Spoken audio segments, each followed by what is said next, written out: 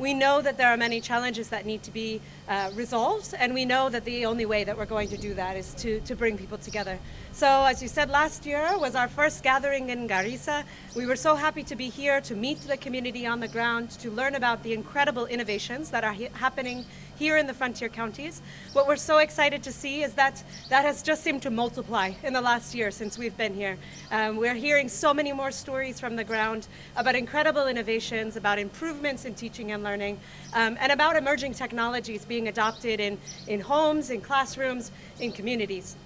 And what we're really excited about is to be able to learn from those experiences, to think about how can those experiences inform not just what's happening within this region, but other regions across Kenya, and how can they be brought into the policy process so that we're designing policies and strategies from a national level that can inform the ways that things are happening on the ground. So again, the reason to come here today is to listen to the community here, to learn, and to be able to work together to come up with some unique ways and ideas of how can we solve these challenges.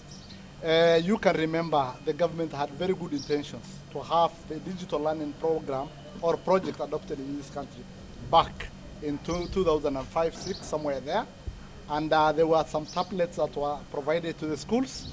The tablets are still there, but because of the many years of no proper use, some of them are not in good shape. Others have become malfunctional, and we request if you can join hands to make sure most of these can be repaired.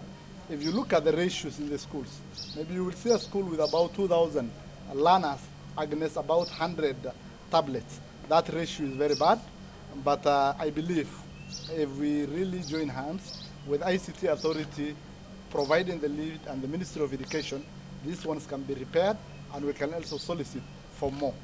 So I'm certain the kind of clamor and interest generated by the Ministry of Education and the other related EdTech ecosystem entrepreneurs, we will be sure. We will narrow that digital gap which is already in existence.